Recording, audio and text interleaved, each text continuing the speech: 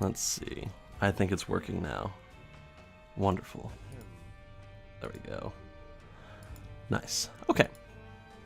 Hello, everybody.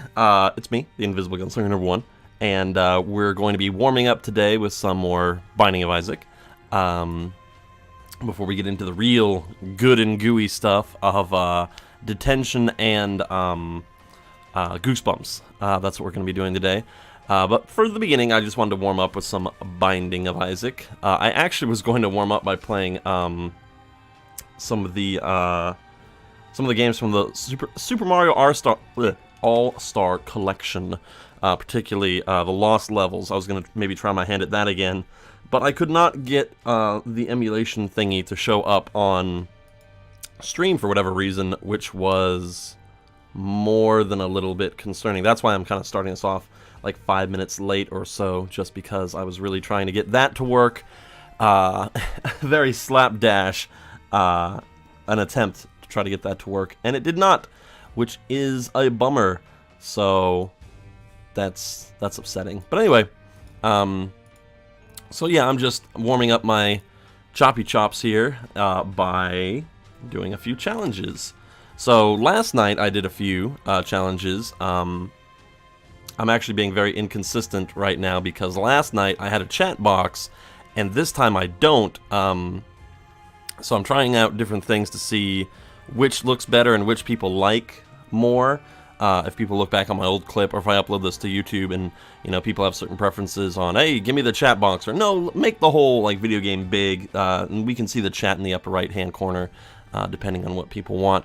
Anyway, enough of all that. Let's have a heart. I don't think I know what that one is. Let's go with have a heart, just as a nice warm-up.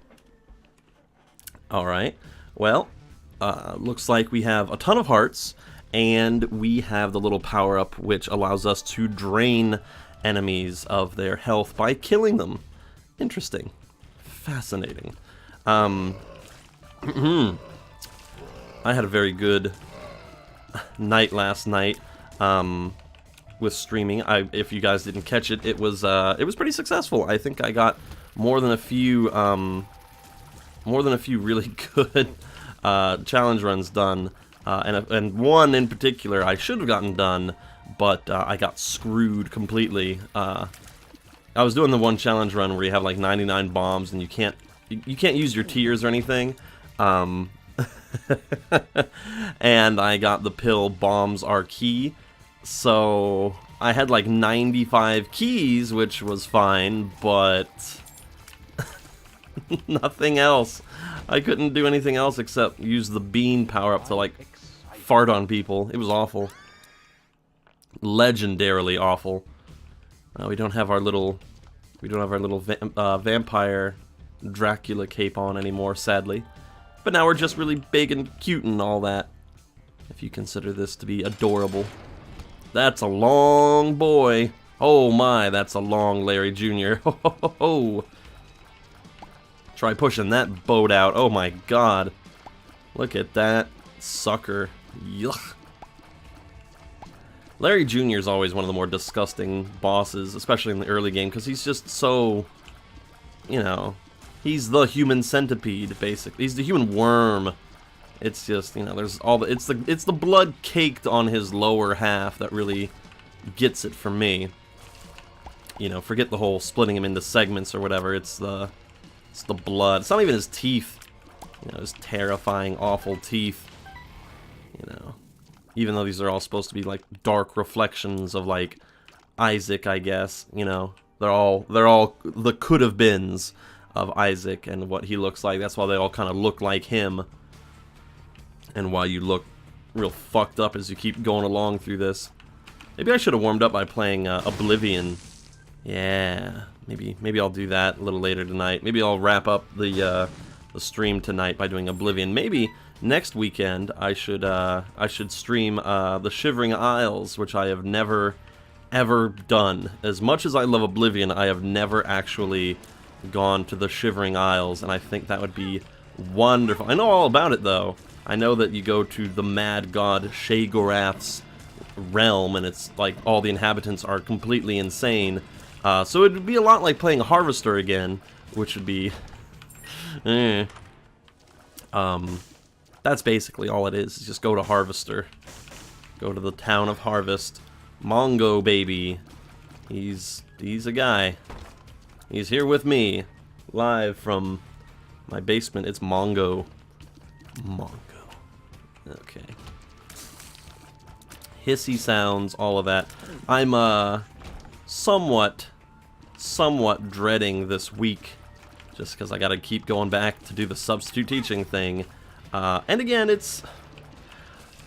I don't dread it because it's a hard job. It's not. It's actually really shockingly easy. It's, I mostly am not looking forward to it just because I have to be a mean guy.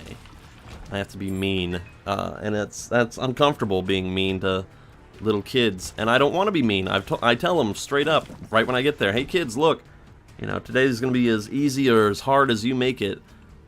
Here's your stuff. It's especially frustrating when it's like middle school and I only have them for like 30 minutes per period. It's like, guys, can't you just like not be a dick for 30 minutes, you know? But no. Apparently that's the perfect time to dick me over, and I just have to take it. And I have to do that like 10 times. What's slow roll? Let's try that. I don't know what that is. Whoa. Okay. Sure. Why not?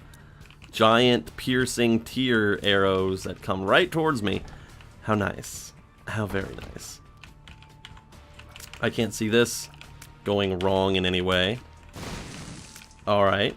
This is, not exactly a challenging challenge run. More like, can we just call it a gimmick? Like, this is, yeah, I think I'm not gonna have a problem with this run. Barring something really... Jesus. The way I laughed there reminded me of the J. Jonah Jameson, like, meme laugh from the Sam Raimi films, like... You're serious? That was actually a pretty good J. Jonah Jameson right there. Or at least the way that he was portrayed in that movie. I love the way he was portrayed in that movie. J. Jonah Jameson is the cockiest son of a bitch ever, and there's just no humility there, and it's like, okay. I love J. Jonah Jameson's cockiness more than I do Tony Stark's confidence, because Tony Stark is so above you that it almost seems like, like almost oppressive confidence. I know he's supposed to be like a good, well, you know, except for in a couple things, he's supposed to be mostly a good guy, and I know he's got his problems, but for some reason, you know, just J. Jonah Jameson being so cocky, he's just a newspaper guy. It's like the equivalent of like your principal being like, you know, on a trip, a power trip, when he's really just this little tiny man, like, oh sure, you know, he's the god of his little world, you know what I mean? That's hi Quest. Hello. I'm just doing some warm-ups with Isaac before we get into Goosebumps, and I'm talking about J. Jonah Jameson from The Spider-Man and why he's a wonderful character, because he's so petty. He's so overly confident and cocky and all that shit, but he's in charge of a petty little world. The newspaper business. Just... oh, man. He controls information. The Daily Bugle is an astounding accomplishment. Little larva, the poop is moving. How gross. No thanks, Satan.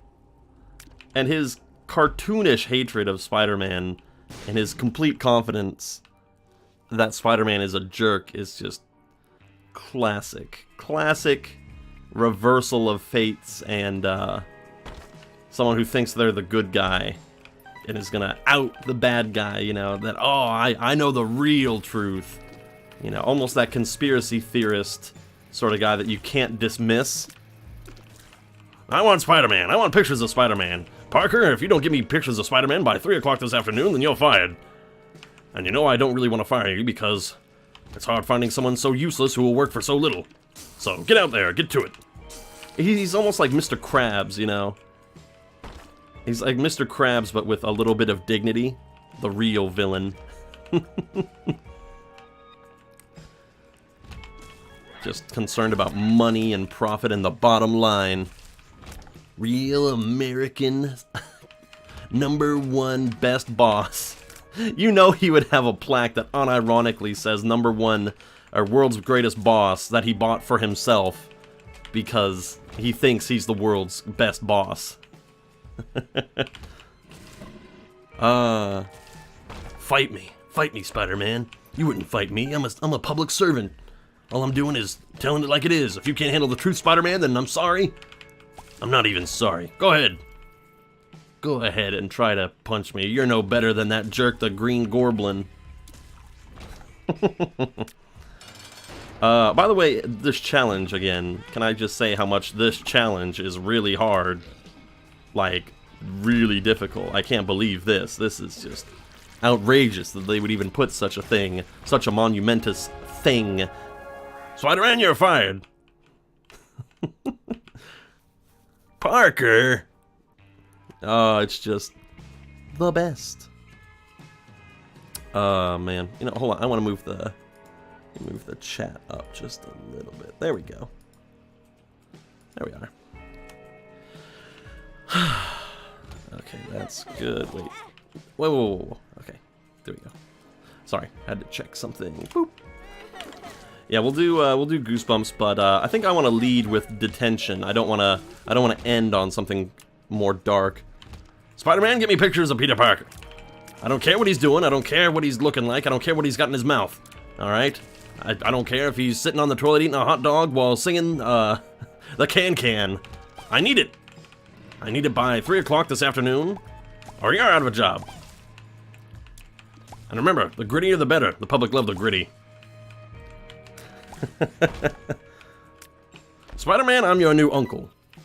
And I must say, my wife isn't too happy about the arrangement with me and your aunt. But my wife doesn't have any control over me. I promise, don't tell her, Parker, or you're fired. This is just between you and me, son? Can I call you son? Good. I've always wanted a son I could call son. Wonderful. This is a great arrangement for both of us. Can't wait. Hi, AK. We're just making fun of the character J. Jonah Jameson from Spider-Man. And doing this incredibly hard challenge, which is incredibly hard because it's unfair to somebody in the Isaac universe. Not me. It's not unfair to me. It's a challenge to find challenge in this run. Really, though. Look at this. Tears. Oh, good. Now he can cry faster. How nice. I thought we were worshipping him. Remember the time Aunt May married Dr. Ew! I do not remember that time, but that sounds... I remember the time that Aunt May was a Herald of Galactus. That was interesting. Like, that's a thing that happened, which was great. She was called, I believe, the Golden Oldie or something fucked up like that. Oh, Marvel. We marvel at some of the things you fucking come up with, Stan. Frickin' Stan Lee. Oh, it's gonna be such a sad day when old Stan Lee dies. There's a lot of celebrities who are really old that are like more than a foot and a half in the grave, you know what I mean? And they're probably all gonna go in a week. Queen of England, Betty White, Kirk Douglas, Stan Lee, of course. I mean, they're just all like octogenarians or... Wait, octogenarian, I believe, means if you're over 80. I can't remember the phrase if you're over 100 or something. Yeah, a lot of... I mean, Mark Hamill isn't that old, but he's getting up there. Kirk Douglas, the guy who was Spartacus in the 1960s movie Spartacus, he's the father to Michael Douglas, and he's still alive. He's like 101, which is just ridiculous. Dude, I don't want to know the shit I've read about Spider-Man. How do you feel about the whole new, like, Spider-Verse stuff that they're acknowledging more now. That's... You know, as much as superhero movies and stuff are like the movies right now, I'm glad that they're at least calling attention to some of the lesser-known, interesting Spider-Man and just general comic stuff. Now they can get more into the niche. Don't leave the sun behind. Oh yeah, don't leave the sun behind. They can get more into the niche or kind of strange Spider-Man stuff. Hello, sun. Now we're really done. Yeah, the Queen's really old. You know, everyone talks about how old the Queen of England is, but her husband is still alive, and he's a year older than her. Like, what the fuck? They're both incredibly old. I like there's more Miles Morales coming out. I'm not so interested in that movie. I sadly heard that the, you know what, never mind. That's too new of a thing. I'm not going to talk about it. I'm not going to mention something. How do they do it? I don't know. It's just surprising. So surprising. The longevity of some people, especially when it's celebrities, because there's not many celebrities in the world. I mean, if you talk about, like, worldwide recognizable people, there's probably only, like, 400? Yeah, there's probably only about 400 really well-known worldwide celebrity and, you know, figures in the world that, like, you could say to most, at least of the Western civilization, like, you know, and there are some pretty freaking old people in there. It's just, and, you know, what's really wild is thinking about which celebrities might outlive you, you know, that's a whole other thing, too. You know, who... the world is going to contain more Ja Rule than it is me, or, you know, or whatever. Who's gonna make it further down the finish line than you? You know, the tragedy that was what's his name? Oh God, I'm blanking. Hold on, I'm totally blanking on his name. I'm going to Google really quick just because I'm blanking on this one guy's name. Oh God. It was, of course, the infamous Heath Ledger. That was his name. Yeah, Heath Ledger kicked the bucket, poor bastard. We didn't think he was gonna go, but he did. He just, it's just like the 27 Club. All those like musicians and celebrities that die when they're like 27. Like Amy Winehouse and Kurt Cobain and Jimi Hendrix, you know, they all died when they were 27, which is just a shocking thing. I mean, Biggie Smalls died when he was like 23 and a half or something, under 24, which is just really disturbing. Jackie Chan's getting pretty up there. Trying to think. I was just gonna say something about something. Tupac, Biggie Smalls. What the hell was I gonna say? But then you have people who didn't get famous until they were really old. Like Rodney Dangerfield, the guy who always... The comedian who was talking about how he gets no respect and all that. And Leslie Nielsen, who was the older gentleman in the Airplane and Naked Gun movies. And who grabbed his balls in Surf Ninjas. So, you know, it doesn't matter your age. You can get into wacky, wild shit at any age. Celebrity status, acting, waits for no man. Let's see.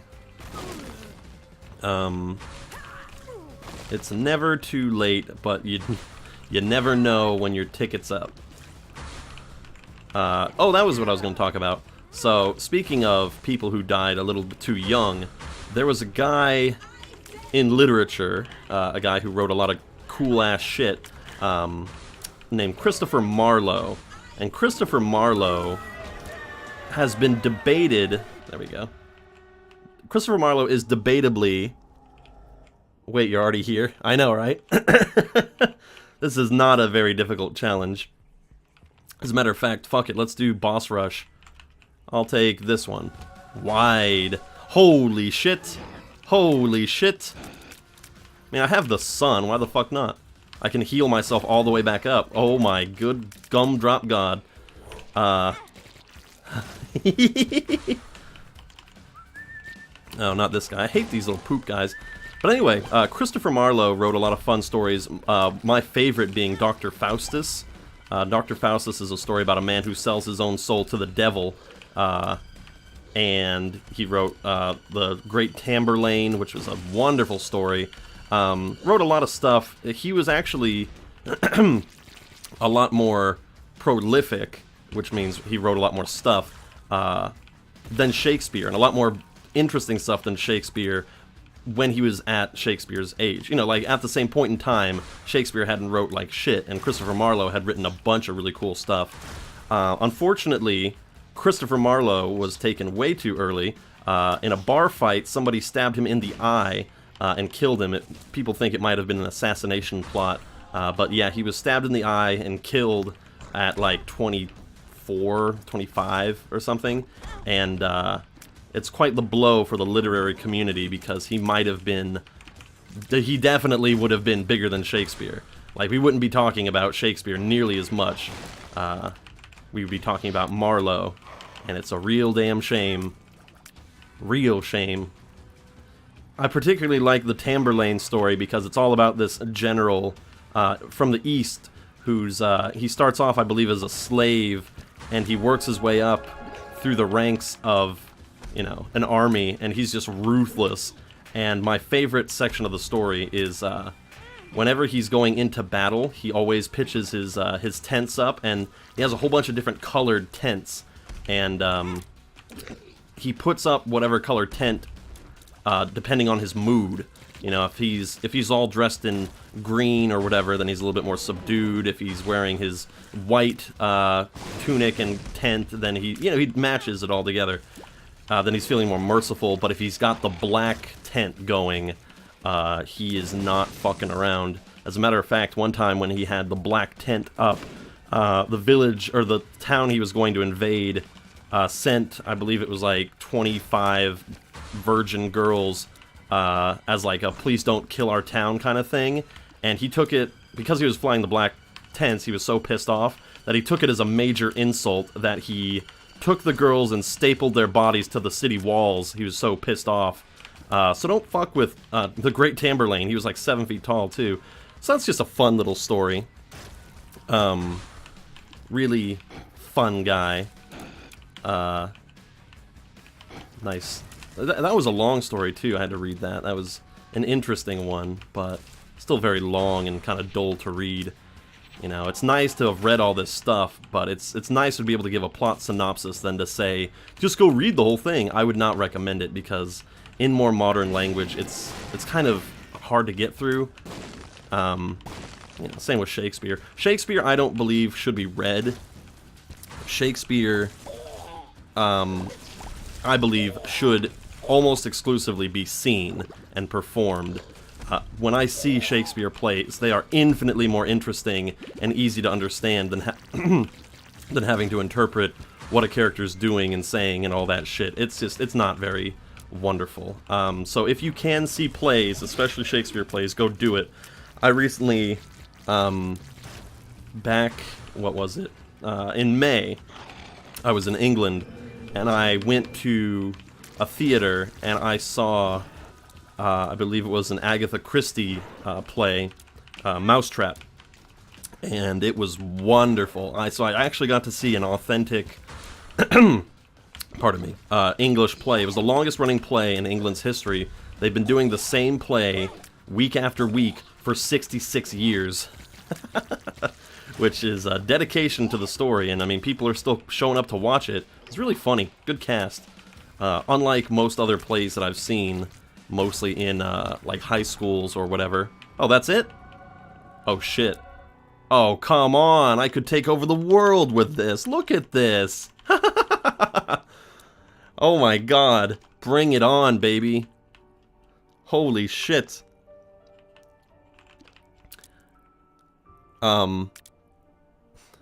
There it is. But what was great about that Agatha Christie play, unlike all the other plays that I've seen in college and in high school, is they actually had old people playing the part of old people. They didn't have young people in beards and old makeup and stuff. It was actually older women and old men. I really like that detail. There is a big difference, and it makes a great impact. But, let's see. Any great literature people in the East, because I never hear about Eastern literature. Eastern literature is particularly interesting. If you look into more Hindu texts, you get stuff like the Rosh... Oh, God. The Rosh... God, I can't remember. It's this really cool story about a prince, his fiancée, their guardian, and a demon king who wants to steal her away. That the Rosh... I don't want to say it wrong. There's that. There's what's another good one? Oh, there's the Epic of Gilgamesh. I mean, Gilgamesh is pretty Eastern. That's Babylonian stuff. That's arguably one of the first texts. And then you've got all the great Japanese lore from the Shinto stories. You've got stuff like the dead ghosts, girls. There's some really good ghost. If you want like good ghost stories, go to Japanese legends and stuff like that. You'll find some great stuff. I'm not as well versed in Japanese literature. I'd really have to go back into my notes from college to see what I had written down. We did go over it. That was like a year and a half ago. Let's do Purist. Why not? But the difference between English and literature is that English typically studies the forms of how to write English, and basically how to articulate yourself through text examples and like commas, periods, exclamation points. It sounds pretty straightforward, but when you start getting into stuff like semicolons and run-on sentences and stuff like that, then it can get a little complicated. That's more of the aspect of what would be called technical writing. So technical writing is where, let's say I'm an engineer. I'm a rocket engineer, and I know all this stuff about rockets, and I have all my facts, but now I need to put it into a textbook. So as a technical writer, what would happen is that the rocket engineer would come to me, give me all of the information, and I would decide how to structure the book. I would decide, oh, this should be chapter 1, we should have this introduction, it should be phrased like this should be the key sentence, this should be like the highlighted word. And technical writers, if you can get into it, it's one of those things where, like, if you get into technical writing, you're kind of in for life, and they make, like, easy 6 figures. It's ridiculous. I don't know specifically how to do that, or how to get into that field, but you just need to have some degrees in English literature and prove that you can write longer pieces of paper. For example, one night I wrote like a 10-page paper in one night. It was ridiculous. Hi, Dark Whalicorn. Sorry, I'm just chitter-chattering about my my field of expertise, one of my very few. But now, so that's English. But if you want to get into literature, the difference in literature is you study character, you study themes, tropes, motivation. You break apart what is said in the story, and you see what isn't specifically said, or you interpret things to glean a deeper meaning. So, one example would be one of the Shakespeare plays that we read. Wait, was it Shakespeare? No. It was somebody else. It was not Shakespeare. It was... Oh god, I would definitely have to go back and look in my notes. It's a lesser-known author. But basically, it was just this duke was threatening his sister to get into an arranged marriage, and he's like, well, if you don't want to be part of the arranged marriage, maybe we can kind of get something else going. And he pulls out his dagger, like he unsheathes his dagger and kind of shows it. And as English majors, we are trained to look for symbolism, and typically if there's any daggers, short swords, blunt objects, very phallic, very penile, if you will, and it's, you know, that's, let me put it this way. If you ever, in any Shakespeare play, hear a character going on about dying, they're, and, like, if they talk about dying, like, oh, I wish that you and I could fall together and die in this passionate death of ours, they're talking about sexual orgasm, because back in the day, people thought that sexual orgasm stopped your heart, or basically caused you to die for a little while. And so they call it, oh, I forget the Latin for it, but it's the little death. They call it the little death. So unless someone is literally dying, and they say dying, well, you know, it's a dagger, it's a short, sort of stabby, penetrative thing, even if it doesn't necessarily, you know, even if you had like a wicked-looking dagger that's all bent and crooked, you know, you don't necessarily, the visuals, because that's the thing, you don't have a visual, it's mostly just through interpretation, so it's all that kind of stuff. Anyway, but then you get into other stuff, more modernistic stuff, like basically anything like Virginia Woolf wrote, or Michael Cunningham, stuff like Mrs. Dalloway, or The Hours, or, here's one really good one. It's A Passage to India. A Passage to India by, oh shit, what was this? You know, hold on, let me get my Passage to India. 1 second. Where? Passage to India. Come on. Come on, I know you're in there. No. Let's see. Fuck. Damn it. Damn. I buried my old textbook. I've got too many books. They're all stuck together. Let's see. His malformed, phallic-looking dagger penetrated my flesh, and I had a little death. Did I do that right? It would be something... That's close. It would be something like... let me think. It would be something akin to... and as the Duke pulled out his dagger and gleamed it at her, she took his meaning and he departed. She thought about the horrors of sharing her death with her estranged brother, or something like that. Anyway, sorry. I can't find the Passage to India, and that's annoying me. I just took a whole bunch of my books off. I was trying to find it, but I can't. I could find it, but it would take me like a minute.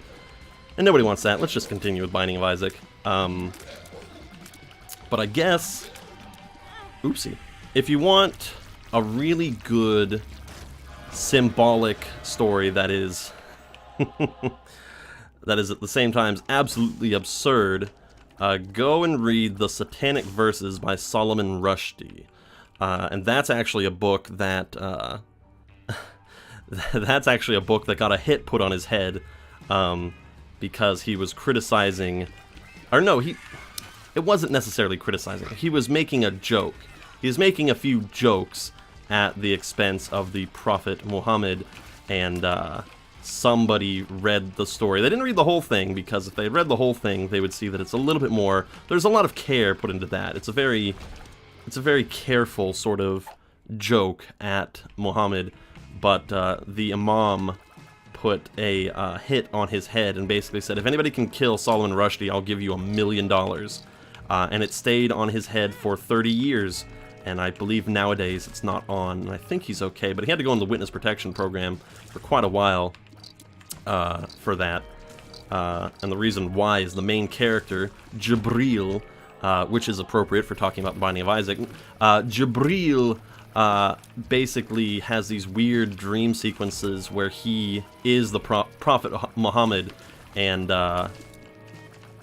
it kind of shows like an origin thing, like through his own eyes kind of thing. But Jibril in the real world is an actor who's become really famous in Bollywood for playing mythical figures like gods of Hindu stuff, and so you know, having him be in the role of Muhammad, this actor, is pretty upsetting. Well, in particular, you know, it's just, that's one of the, we did a lot of studying into Islamic culture, and a lot of it is actually really, I have to say, pretty tame. It's definitely the extremists in Islamic stuff that make things really rough. I mean, it's the same with any religion, really. You think of, like, the 10 Commandments, and one of them is do not kill people, and then you think of stuff like the Holy Crusades, where they killed a lot of people.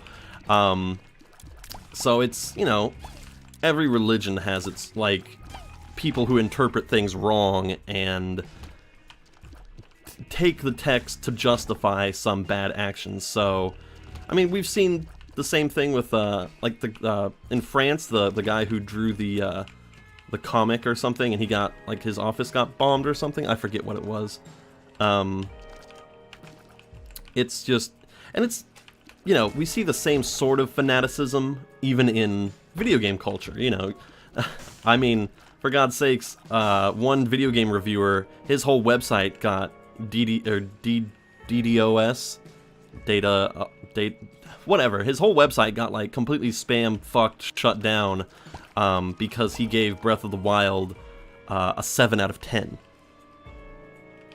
Definitely a 7 out of 10. Now, Christianity is a really interesting one because this again goes back to the whole English thing. King Henry totally fucked up with England's Christianity practices, because back then, whatever the king was, whatever the king's religion was, that's your religion. Doesn't matter what you think, the king's religion is the nation's religion. And it got all fucked up with the Tudor family, because King Henry had a whole bunch of different wives, and he had a daughter here and a daughter there, and he just kept expanding the family tree. Yeah, Jim fucking... I didn't want to say Jim Sterling, but yeah, you know who I'm talking about. But yeah, and then King Henry basically said, well, you know, this version of Christianity isn't really working for me, so I'm gonna allow myself to divorce. So he made his own splinter branch of Christianity, and there was always this back and forth between, oh, this queen doesn't like that, so let's go back to Catholicism. Oh, this queen's okay with that, so let's go back to Protestantism. Oh, wait a minute, Bloody Mary just killed 15,000 people. We probably should stick to what she says. So it's a tricky business. If you were living in that time for like 80 years, you'd go back and forth a couple different times. And it was especially scary if you were a priest, because if you were a priest who was Protestant and a Catholic queen came into view, you'd get your fucking face ripped off. I mean, it seems petty now, but, you know, I think that comes from a total position of complete privilege, where, you know, we have, even in some of the more repressed, oh god, holy shit, hold on. Oh, sorry, I hit full screen. We have the privilege of, for the most part, you know, choosing our own religions, and it's kind of odd to think of, oh, because one person, one king or queen has these views, every single person needs to. I mean, even in stuff like I'm trying to think of more oppressive societies. I mean, I don't know. The last one that I can think of was really just, you know, Hitler. You know, the whole Iron Cross, sort of hard Christian sort of thing going on there, the heavy Christian symbolism. And what really sucks about, well, I was gonna say what really sucks about the Nazis, but, like, that's a completely fucking obvious statement. One of the many fucking horrible things about the Nazis is how they took symbols of, you know, various religions and incorporated them into themselves. For example, the swastika itself was a symbol of Hinduistic and, what is it? It's like Hindu and Buddhist, maybe not Buddhist, I don't want to mix them up. Indian religions basically used the swastika symbol for thousands of years, as a means of like, oh, well, this is like our symbol of like rebirth and unity and stuff like that. And then the Nazis took it and fucked it up, and it's, you know, that's just what they do. As a matter of fact, I believe recently, in the United States anyway, what neo-Nazis have been doing is they've been taking the OK. You know how you put your thumb and your forefinger together to form a circle, and you put your rest of your fingers up to form like the OK sort of symbol. They've taken that, and they've been doing that pose to kind of show as a, like, look, we're here and we're okay. Sort of a, like, friendly face on the neo-Nazis. And that's a really dangerous sort of thing to associate, because that's a very common hand gesture. It's kind of like the thumbs up. Wasn't it reversed? Yeah, well, the swastika was tipped on its side. Was it a 4chan thing? I don't know how that started. I might be talking out of my ass. Please, if I am saying anything that it is like I don't know the full information, please correct me. Because I'm just kind of gleaning what I can. And I don't know if that's I'm pretty sure it's an actual thing, but, yeah, things have devolved a little bit in this chat since you came back, Raven Dusk. Sorry, we've been talking about a lot of stuff. Well, that's the whole thing, is that the OK symbol is, like, such just a regular thing, and what they do is they say, well, hey, look, this is our new symbol, and they try to, it's like a recruitment tool. They bring in these poor, hapless idiots and go, well, hey, look, you know, this is kind of our secret symbol, so even if people aren't with us, they do this little symbol to show as like a subtle little wink and nod, like they are with us. Even obviously if you're not, they just use it as a sort of like propaganda thing, like, look, there's a whole secret society, but they're just too cowardly to say it. So why don't you, like, you know, be a brave guy and say what everyone else is just too afraid to say? You know what I mean? They take certain symbols and they twist them. They've always done that. That's the whole thing, is they try to paint people as neo-Nazis, which is really scary. Because it's just like the thumbs up thing. These are just hands. Well, actually, what's really funny, Raven Dusk. Remember in part 2 of JoJo when Caesar's like, oh yeah, I've got this friend coming, and it's the Nazi in the car, and he has the like OK symbol. It's like, hey, that was actually, I thought, a dark. Maybe that's where 4chan even pulled it from. I don't know.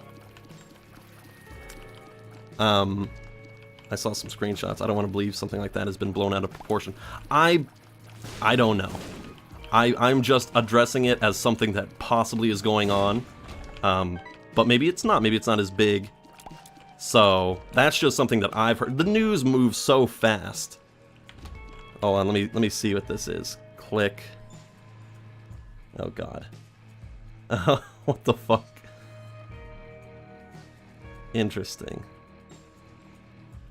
Bonus points. Oh god. Oh god. Reminds me of the time that the media shat all over Pepe. Pepe the Frog. God. Memes! The memes. What a spicy time we live in. Oh man. And you know, we live in interesting times. I remember one of my history teachers way back when, in like 2006, we were talking about something that was going on, and he said something that I never really forgot, and it was, you never ever want to live in historically interesting times, because historically interesting times are typically not the most peaceful times there are. You know, points of interest throughout history have always been pretty bloody or violent or disturbing. So try your best not to live in interesting times. The Nazi oh yeah, that weird, yeah. I don't know. It's Count Dankula. Oh god. Yeah, I heard about that. It's just weird, you know. That's the best I can express without going into a big thing, is just we live in weird old times everywhere. I mean, we've got the Article 11 and Article 13 thing going on in Europe. We've got all kinds of weird, crazy political stuff going on in the United States. Brazil is going through a very weird election thing recently. I don't know if you've heard about that. There's a really weird guy up for election in Brazil to be the president. That's really weird. The only thing that's kind of gotten better is the relationship between South and North Korea. That is one thing that that's the only time this whole year I've kind of breathed a sigh of relief. Like, okay, North and South Korea seem to be at least attempting to get along. That's nice. Like, even if it's not successful, that's nice that they're at least trying, you know, even if it's just for a show even. It's like, well, thanks for at least putting on a show, at least doing that much. Thank you. Yeah, Brazil is in a shitstorm.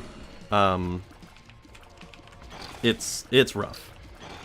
Rough pretty much all around. Except for the countries you never hear anything about, like what's going on in Finland, you know? You never hear anything really going on about Finland. Although one time I was watching a video and it was talking about like rape reports, and apparently some people have mislabeled Sweden as the rape capital of the world, when really it is the rape reporting capital of the world. There are more reports. Not a lot of stuff goes unreported in Sweden. Brazil's in a shitstorm. Thales lives there. Venezuela. The judge in Scotland are stupid. The judges in Count Dankula's country are stupid. The dictator in Venezuela is making life a little hard here. Yeah. Well, I'm sorry, I included the word little. No, making life hard there. One of our ministers is apparently the most hated man in Europe right now. Oh, goody. Nothing's really going on with Canada. Nothing goes on with Canada. Does it get any better? I mean, I like to think that things get better. We just live in a time where things are... Let me sum it up like this. We live in an odd time where there's still a lot of the old guard around. A lot of the baby boomers and their kids. A lot of people who didn't have it very hard economically. You know, back when jobs were fairly easy to get, when money wasn't too tight, when you could buy a house at like 24 pretty easily if you just worked a 9 to 5. You know what I mean? If you barely budgeted yourself, you could at least afford to live. Nowadays, it's rough like everywhere for like the last 10 years at least. So, I think my prediction is that in the next like, God, another 15 years, all of the people currently who are pissed off about how everything's been going and how things have just been getting so rough for the... And it seems so just fucking simple to fix, but it isn't. So my hope is that the next batch in like 15 years will actually care about stuff like climate change, money hoarding. That's one thing that drives me up the wall, is money hoarding. I hate that. Grandpa's gonna complain when I was 21, I already had a house and kids. Nowadays, you gotta pick one or the other. Unless you come from a really, like, just rich family. I saw that a lot when I was younger. I lived in a really nice neighborhood when I was younger, thanks to my grandparents. They actually let us live in their house for a while, and they lived in a really nice neighborhood, and a lot of the kids in the area were super rich, like California rich. And a lot of those people were my friends, but now I'm seeing them on social media, like, this one dude got his master's at like 22, and I'm like, dude, the only reason you've been able to... And he doesn't have any student debt. Can you imagine having a fucking master's at like 22? Like, he's really smart. I'm not gonna say that he didn't, like, work his ass off for that, but, like, come the fuck on. I don't think he's had to have a job. I don't think he doesn't have any kids, so he's... I somewhat dislike that guy. And I feel somewhat bad for disliking him, because it's like, you just had it so easy. They're legalizing weed up here. I don't care if people right or left, I just want people to leave me in peace. I keep up to date to things, never get too worked up about it. Yeah, I don't know. My main thing is that I never ever talk about this sort of thing here. The only things that I get fired up about, and this will be the only time I bring this up, the only times I get really annoyed is regarding sexual education in the United States. It is pathetic. And just as an example, I've gone through some of our local education policies for sex ed in high school, and in about, oh god, I need to pull up the chart, but I believe it's 13 states in the United States, the information given by a sexual ed teacher does not, quote, have to be I'm sorry. Hold on, Isaac. Oh my god. Whoa. Here we go. Let me quote. The sexual information given by a teacher in these states does not have to be medically accurate. Medically accurate. That's a little concerning, wouldn't you say? Meaning that if I was, say, substitute teaching on a day when, you know, we were talking about sexual ed, I could tell people that you get pregnant from licking doorstops, and they can't get me in trouble. And that's just crazy. Does not have to be medically accurate. Was really weird. And I believe, what is it, in 6 states, they don't tell you how to get HIV. Okay, whatever. You know, if you don't want to tell the kids birds and bees, whatever. But at least tell them, like, how to not get HIV. You know, that's something that maybe we should be concerned about. You know, whether you give them accurate names to this or that, or, you know, whatever information, at least tell them, don't do this. Don't do this in this particular way, or you run the risk of getting HIV. Like, come on. At least tell them about the drug needles, you know? Don't share needles, kids. Bad idea. That's the one thing that really gets me annoyed. Because it's millions of people. It's millions of poor people that just don't get anything. And it's really shitty. But that's about it. You know, the whole weed thing, I don't really care about. I actually I got a big shock about weed a few years back. So, my sister does not have the best lung capacity. She has cystic fibrosis, so she's always hacking stuff up. She's had to go to the hospital many times for lung problems, and I, pretty early in my life, resolved to never smoke. Just because, you know, I just never wanted to take my lungs for granted when she's got a real shitty situation over there. So I don't smoke anything. Not because I think, you know, health benefits, whatever, blah, blah, blah, blah, blah. It's mostly just because of her. But then, surprise, surprise, turns out, I didn't know she does this, but I caught my mom smoking weed the other day, well, not other day, it's like other year. She was just in the bathroom. I smelled something funky, and I know that funky smell, and I'm like, Mom, are you smoking weed? So, I can't give my mom too much flack. She grew up in the 70s, but still, I was like, really? Interesting. It wasn't like a shameful thing, it was more like a, wow, like, you do that, interesting. It was just kind of a weird surprise. It's like if I told you, I don't know, Arnold Schwarzenegger sleeps with a teddy bear every day. It's like, okay, well, that's not like a bad thing. I'm just kind of surprised. What's the bear's name, Mr. Schwarzenegger? You know? Huh. Or whatever. It's still weird to think that we elected him as our representative. I've had experience with drugs and alcohol. It can influence people to be completely different. Oh, yeah. Oh, yeah. That's why I try to keep that stuff to an absolute minimum.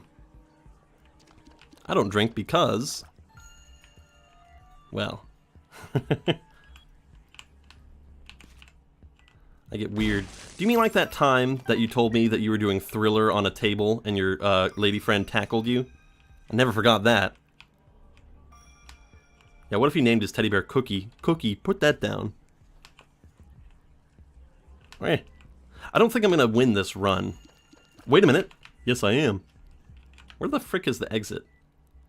Oh, it's over there. I'm like, I've been kind of running on autopilot here talking about all this stuff because I'm trying to articulate myself just right. Shit, I've been streaming for an hour. I got completely sidetracked on this. Holy crap. I did not even mean to be streaming Isaac for like an hour straight. Good God. Once this runs over, we're moving on to detention. It's detention time. And then we'll do that for a little bit and do Ghostbusters? Goosebumps. Jesus. I can't even remember what fucking challenge I'm doing. I am completely out of it. I am totally out. Alcoholic fathers, in my experience, I think it's a bigger problem than most people think. Yes. Yeah. Domestic abuse and alcoholism is definitely... Oh, it's Purist. Okay, good. I was like, what was I even fucking doing? Maybe that's why I forgot what I was doing, because this feels very slow and unremarkable, because it is a Purist thing, just taking the boss items. Anyway, enough of all these controversial subjects. Let's just get back to something nice and sweet and non-topical. Yeah, really, let's move on to something lighter. And I've never actually had a hangover, weirdly enough. But then again, I've never, like, thrown up from getting drunk either. I've never pushed myself to that extreme. So maybe that's why. Drink responsibly, kids, if you're going to. Which, wouldn't recommend. It's the worst challenge from the original game. I looked back on the original game, and I realized I do not have all the achievements for that. So maybe I'll do that on my own personal time and try to just run through the original again with all the items unlocked. It'll be nice. Nice little nostalgic run. And you know what's weird? When it comes to the subject of nostalgia, there's certain things in my life that I don't know if you guys get this, but I get so... Some nostalgia is so powerful, not necessarily about video games, but just about moments in my life. Let's see. Like, trying to think. Like, my childhood home. When I went and visited my childhood home, I got such an intense rush of nostalgia that, like, my eyes started tearing up. You know what I mean? And sometimes it happens with songs, too. Like, if I hear a good-ass song that I haven't even thought about in years, and I can remember what I was doing and where I was the last time that I heard this song or whatever, then I get that really, like, sort of rush of, like, good feelings. Like, wow, that was a good time back then. You know what I mean? Like, I don't really feel that nostalgia, like, that level of nostalgia too much for video games. Even stuff that I played as a child, you know, I tend to revisit pretty often. But I think I experienced something like that when I was playing Super Punch-Out recently, when I got my Super Nintendo Mini. Because I haven't touched frickin' Super Punch-Out in God only knows how long. But then there's other pieces of nostalgia that are not good, like Final Fantasy XII. I played Final Fantasy XII way too much back then. Oh, like my high school years...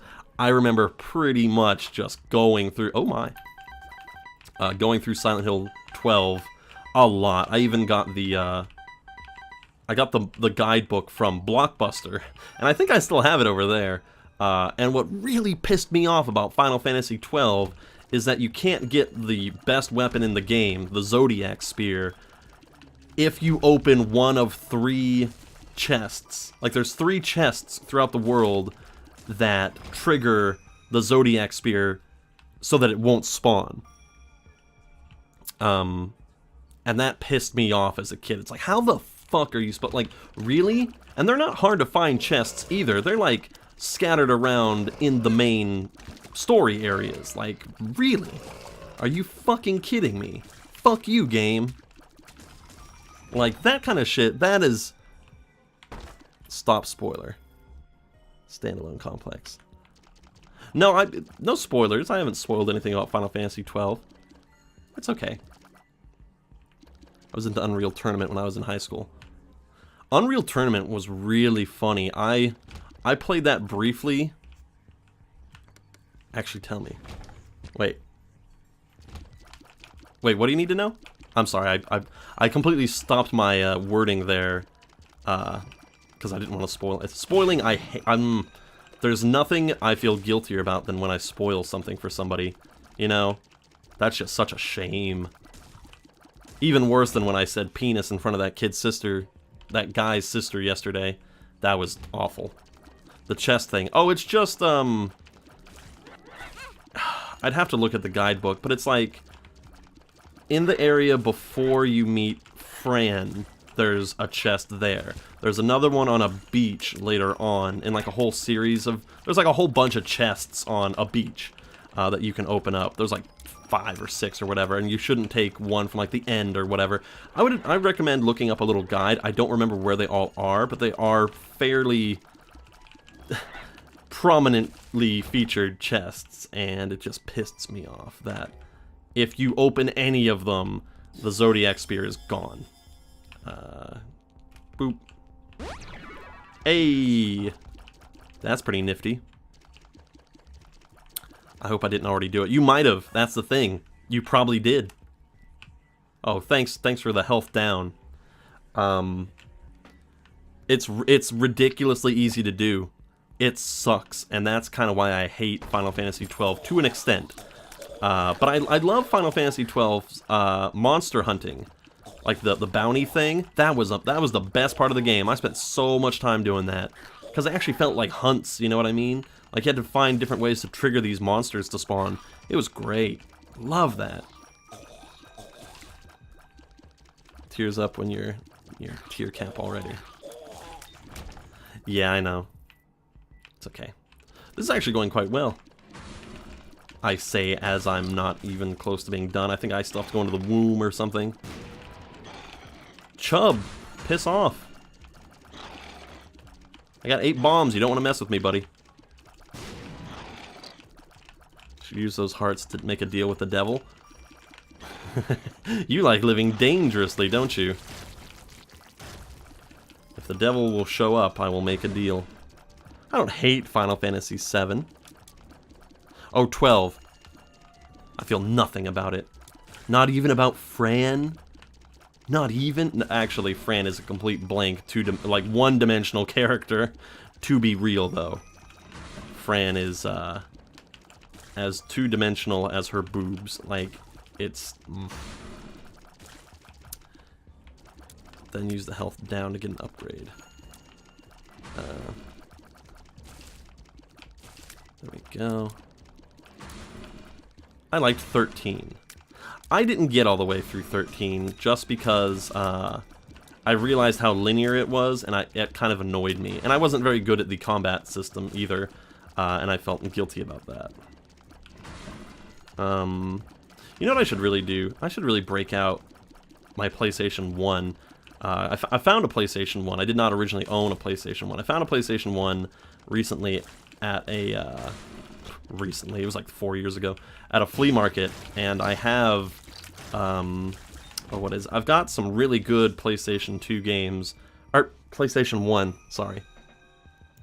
I've got stuff like, like Legend of Dragoon, I think the first Parasite Eve, and then Final Fantasy 7, 8, 9, and I've only played 7.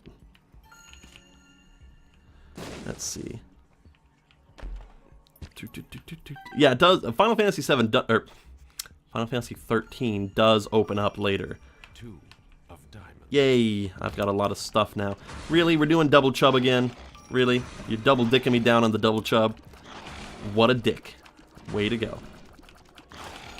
I need more damage. We gotta deal with this. When it takes like 20 hits for the maggots to go away, you know you're in trouble. Come on. As if this run isn't taking long enough already. I like Final Fantasy 15 a lot. 15. Oh, God. Let's see. Here's a controversial question. What's the best Final Fantasy, for those of you who have played? And if you have not played Final Fantasy, what is your favorite RPG, like classic RPG game? Just out of curiosity. Or what's the best Final Fantasy? If you could say, here, there is only one Final Fantasy. This is the Final Fantasy. This is it. This is the one Final Fantasy. Which game would you want to be the one Final Fantasy? Oh god. Fuck off, Chub. He's gonna fucking kill me. 9. Good choice. Final Fantasy Tactics is probably the best. Ooh. Getting spicy. Indeed. Dragon Quest Dragon Quest Journey of the Cursed King. Medea! Medea! Have you seen my sweet Princess Medea? I don't know where she's gone. And who knows with her condition where she might be getting up to. Oh, Medea. You brute! You think you know what's best for my Medea? My favorite JRPG was Chrono Trigger before Persona 5. 13-2 was good, but too short. Tilted clock near the chest. I should go back. R.I.P. You're out of bombs now. It's okay. I'll bet you a bomb will spawn if I beat this room. Let's see. Show me the bomb. Oh, I thought that would have been so cool. I don't know what the cartridge does. Probably just fills you with nostalgia. Let's see. I know there's a bomb down there. Maybe I can go get it. Must say that Dragon Quest VIII Journey of the Cursed King has ridiculous, dumb fan service. Oh, Jessica, why? Oh, Wrathbone. Let's shush about what's going on with that, in case anybody has not played a certain thing with Wrathbone.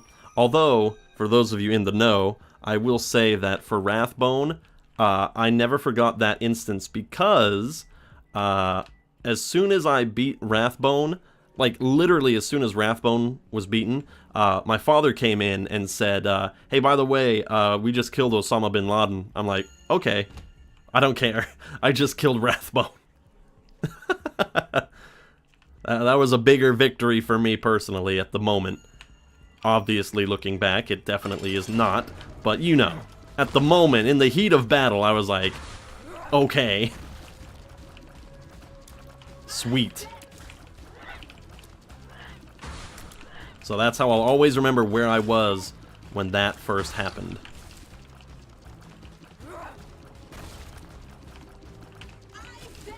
Because that just felt like a monumental thing. You know what I mean? You know what I mean. Hey, thanks for the health. So wait a minute, do I have to beat Mom's heart? Or do I just have to beat Mom? Because if I just have to beat Mom, then I think this is in the bag. Mom's heart, on the other hand, probably not gonna happen. Did I do the dragon trials? No.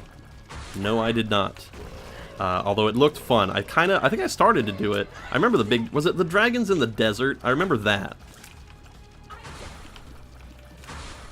You know, I have to say, Dragon Quest is the only game, Dragon Quest VIII that is the only game that I have ever played where I was 100% sure that I beat the final boss and then the game kept going. That is the only time that's ever happened, that I was 100% sure I was about to see the end credits and then I still had like a whole half of the game to go. I was like, really? That wasn't it? Oh, okay. So... That was a unique... Can you shut up and just fucking die? Come on. That little guy over there is just freaking out. Look at him. That was close. Come on. Yes, please. Let's wrap this up. We got things to do. We got detention to get to. I did not mean to be playing Isaac for this long. God. This Purist run just went on for 40 fucking minutes. Jesus. Surprised I didn't die. What the hell? I'm surprised I'm facing Mom at full health. Weird. Just gotten into a zen-like state here. Yay. Hey, piss off, meat man. Yay. Oh god, here we go. Well, at least we got this stuff going on. Oh yeah, Cthulhu saves the world. Mm-hmm. Cthulhu saves the world is a good one. Let's see. Oh my. Something's going on. They got a weird little filter going on here. Whoa, whoa, whoa, whoa. Piss off. Piss off. Oh, fuck. This is not gonna go well. If I can't even beat these I have like no damage. This is bad. This is probably the end here. This sucks. You know, I am getting regenerative stuff. I have 99 money. Really? Can I not get a shop? Where's the shop? Is it banned? Sweet. Yeah, piss off. That filter is so annoying. I know, right? Let's get the hell out of here as quickly as we can. You know, as quickly as possible. Let's go. No shop in the utero. Typical. Okay. You know, here's a prediction that's probably pretty likely. I hate to say this. I really hate to say this, but I have a bad... No, I know for a fact, pretty much for a fact, that Kingdom Hearts 3 is going to be mediocre. For whatever reason, I just know. Or maybe that's just how the story goes, you know, maybe that's what we've been trained to think, that after so long, mediocre is the best we can hope for. You know, maybe... Stop giving me health down, jeez. After such a long time, it's... Oh my god. Really? I'm gonna lose to Gertie Jr.? Not today. Fuck you, Gertie. Piss off. Gunslinger, have I ever asked you if you have a game that you believe is underrated? Underrated. Hold on, let me take a peek over here at my little list. Oh my. Underrated.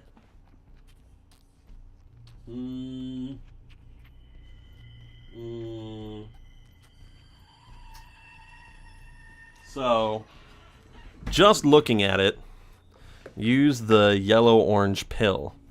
Why? For health down? Oh wait, this one. Yay. Oh god. Underrated. One game that I thoroughly enjoyed as a teenager, but I've never really seen anybody talk about because the subsequent sequels were shit. Destroy All Humans. Destroy All Humans for the PlayStation 2 was, in my recollection, a pretty darn funny game, and I feel that it was underrated.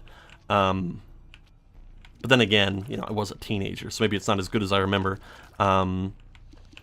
But other than that, I would say Scarface, the video game for the PlayStation 2, is also very underrated. I remember having a blast with that. I played that before I saw the movie, which is interesting. Particularly because the video game picks up at the end of the movie, in sort of an alternate reality sort of thing. An alternate telling of the ending.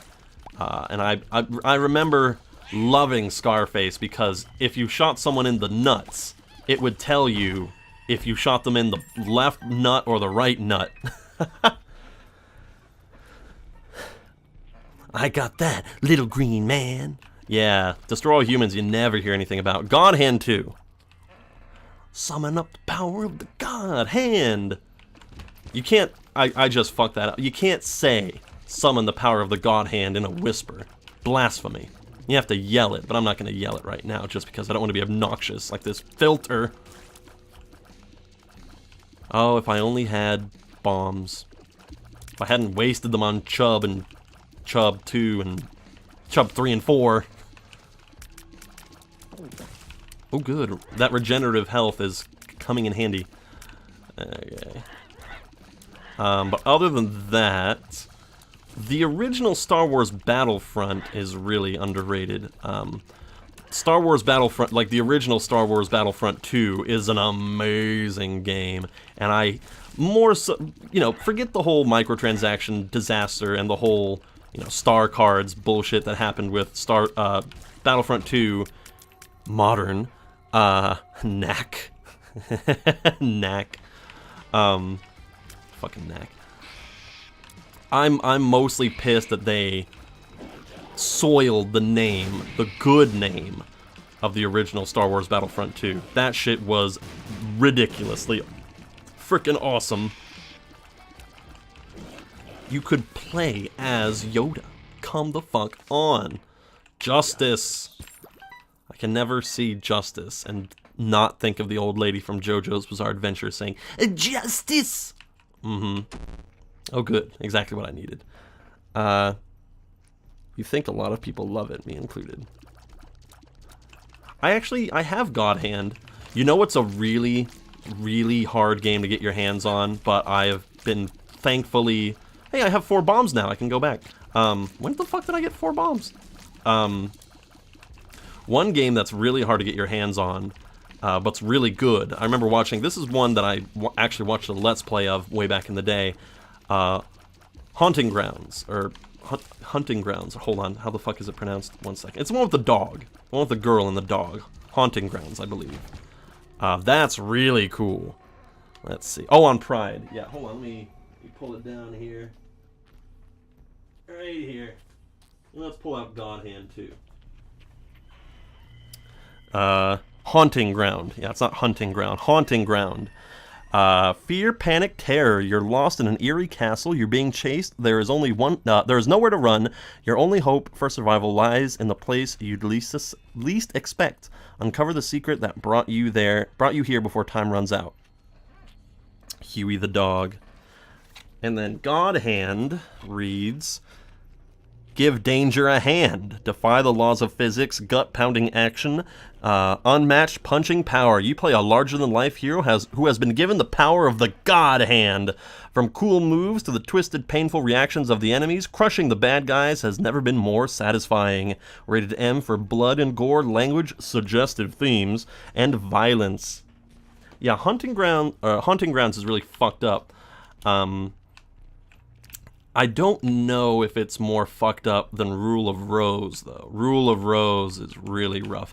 I do not have Rule of Rose because Rule of Rose is like $120 if you can even find a copy on eBay. So I have never taken the plunge for Rule of Rose. Rule of Rose didn't seem worth $120 to me.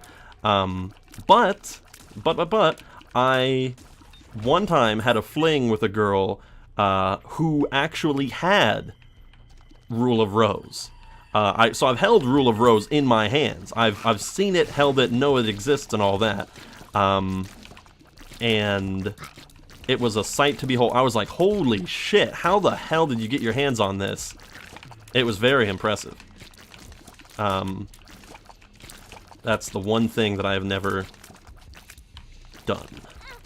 That I've never gotten Rule of Rose, because it just, I don't know, it definitely seemed creepy and weird and all that, but it's not, in my opinion. I don't have that money to spend on that. Not right now, anyway. Okay, give me this. Boop. Lovely. Oh, this might be the end. I hate these babies. Oh, God. Okay, get rid of the rollers, please. And I do not have Silent Hill 3 or 4 of the main numbered Silent Hill games. I didn't even bother with, like, Homecoming or Silent Hill something. Let's see. A great RPG was Sudeki, or Odigi 2. I've never heard anyone speak. I don't even know what that is. I've never even heard of that. That's too niche for me. Would you care to explain? Or would you, like, want to give a little synopsis for those of us who are uninitiated? But while I'm waiting for that response, I will say, I did find, for really cheap, for only like $6, I found the entire first 3 Onimusha video games for PlayStation 2. I do not know if they're good, but they seemed pretty sick in their description. I don't know. Oh shit. Okay, let's focus here. Onimusha. Onimusha. I think I'm pronouncing that wrong. Okay, enough of this level. We be done with this level. Let me read the back of them. Oh, here we go. We're reading the back of video game stuff today, folks. It's a good day. Loki 2, eh? Oh god. This is what separates the men from the boys. If I can get at least one of them down. Okay, at least I'm not doing the bomb flies. Okay, hold on. I will read what you're saying in just a second. Look at that one Loki over there. Look at him. Look at him hiding behind that shit. Little pieces of crap. Look. Think you're safe? Spawning little dudes over behind there when I can't hit you? I'll get you for this. Best believe I'll get you for this, Loki. Look at them, little assholes. That guy in the bottom right's just been sitting there the whole time. I know I could bomb you guys. This is funny. Really? You want to drag this out even longer? Oh, classic. Okay, yeah, I'm not bombing you out. I need to hold on to my bombs. Who knows what I might need them for. Fuck you guys. Can one of you just die already? Please?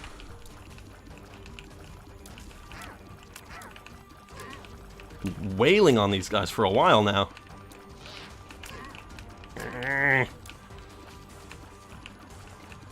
God, if you could just give me a damage power up. Oh, thank you. Thank you. Ha ha ha ha. Not so good without your other half, are you? I don't think so. Oh, I have Eternal Darkness. Hold on, I should read that. I went on a spree last year. I went on a big... Really? I went on a big buying spree. I got a little work bonus, and so I was like, you know what? I've heard of all these great things. I should really... Oh wait, oh, speed and range. Here we go. So I actually do have Eternal Darkness. Onimusha is an amazing series. Good. Odagi 2. Driven mad by duty and honor. Raikiko. One moment, I got a quicker way. Ooh. Here we go. Let's see if I can get this just right. Perfect. Here, it's your lucky day, little guy. Oh, it's my... Really? Okay. Thanks. Yay. Thanks for the foot. Speaking of foot, I never really got into... Like, I missed the boat on Teenage Mutant Ninja Turtles. Speaking of foot ninja, hold on. Driven duty by the famed undead warrior from Odigi Myth of Demons returns to the demon-infested city, but this time he is not alone. Live masterful warriors battle alongside him with brilliant magic and unearthly powers to defeat the demons once and for all. Exciting. Exhilarating. Sounds like a good old demon hunting time. No! Oh shit, come on. No. What is this sloppy gameplay I'm doing right here? Come the fuck on. Holy nut fuck. Okay, come on.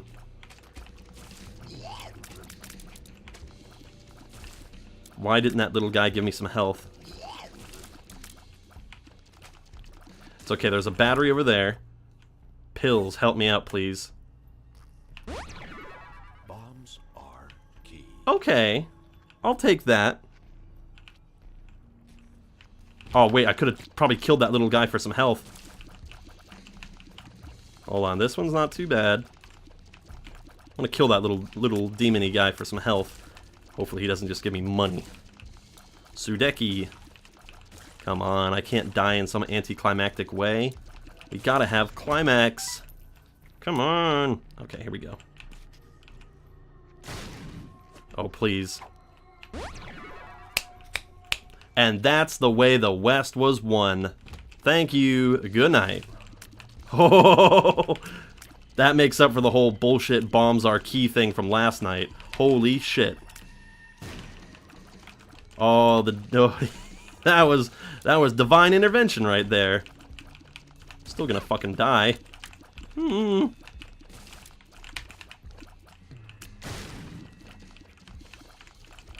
Oh my. Oh my. Could you get any luckier? I don't think so. Okay. Oh, hee hee hee. Nice. That's at least something. Take it. Mom's heart is going to be difficult. I have a bad feeling. Just because, again, I do not have a lot of damage. So now our main options are, do I go searching for damage or health or whatever, or do I... Fuck. Do I, just go in there? At least I know which pill is full health now. Oh, God. Sudeki, Sudeki. One world ripped apart where shadow battles fight. Shadow battles light, and an evil stalks both realms. 4 heroes must heal. Just go.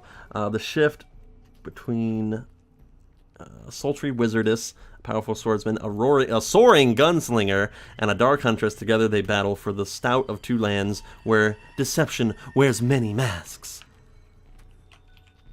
Now that's spicy. Let's just go. Not the eyes.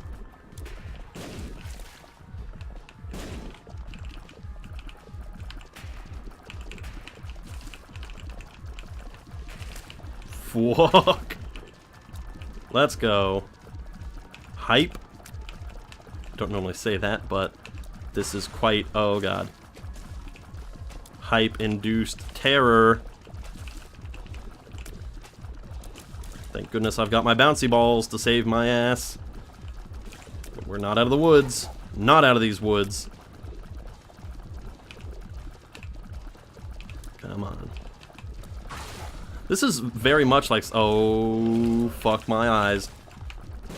This is very much like something out of Splatterhouse. The whole heart thing. Splatterhouse is a pretty underrated game. Never hear anybody talk about Splatterhouse. It's going well.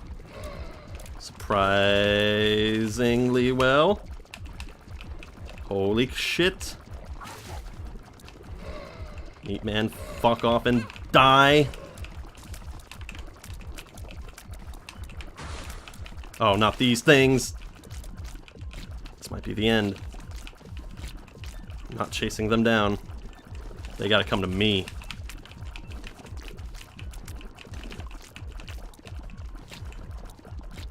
Oh well, at least this is an epic battle. Fuck. Just fucking die. Damn it! Damn it! That annoys me so greatly. 55 fucking minutes down the tubes.